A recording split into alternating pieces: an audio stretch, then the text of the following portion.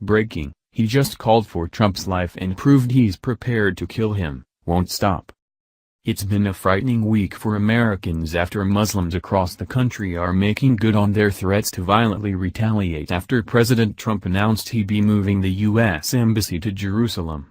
On Monday, an Islam-practicing psychopath set off a bomb in New York City, detonating a homemade pipe that was attached to his body with Velcro and zip ties, just 24 hours after the Muslim Brotherhood declared war on America.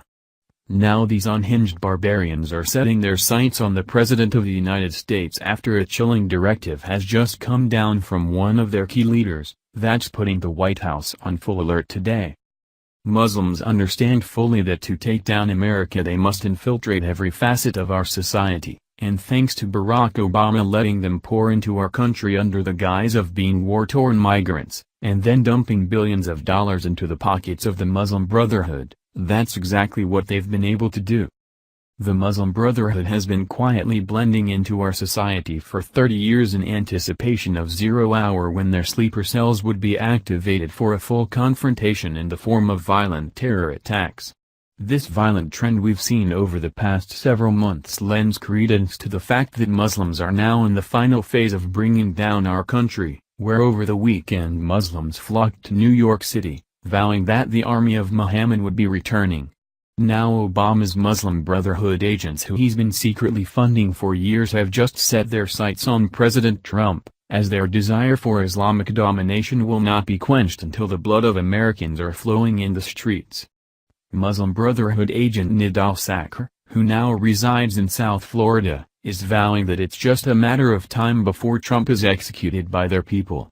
And given the fact that Muslim Brotherhood operatives have already managed to infiltrate our government at the highest levels, this threat is nothing to take lightly. Front Page magazine has kept a record of every threat that Sakr has made, whose vitriol started earlier this fall and has gradually metastasized into a full threat to kill the president.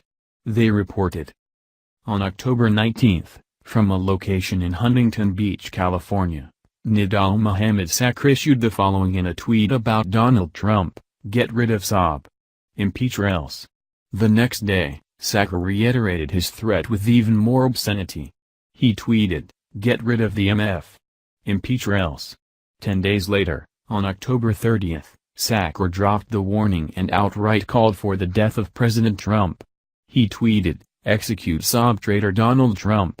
And the same day, he tweeted, "Donald Trump, you are toast. I guarantee it." Sakr issued similar threats last September and July. Why is he allowed to continue with these threats without being arrested? His account hasn't been suspended on Twitter either. He also has a website, nidalsakr.com. Front Page continues. On December 6, he tweeted, "Down with America." On December 5, he tweeted, "America must pay for electing/not sacking Saab Donald Trump." The same day, he tweeted, "Action alert worldwide. As you protest to shut down U.S. embassies and expel Americans out of your country, make sure to desecrate and burn a dummy of Saab Donald Trump. Teach the MF a lesson."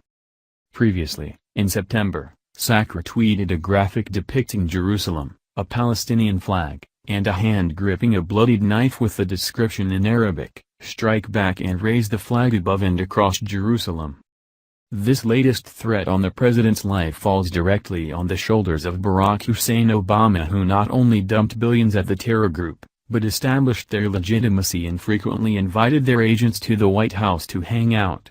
Obama even managed to get one of his Muslim Brotherhood agents a job in Trump's administration, where Dinah Habib Powell was ousted shortly after when President Trump discovered her ties to Valerie Jordan. The terror group Trump's deputy national security advisor Dinah Habib Powell was discovered to not only be a Muslim, but good buddies with Hillary Clinton and Obama's former Iranian Muslim Brotherhood advisor Valerie Jarrett as well, who was reporting everything she knew back to the liberal media.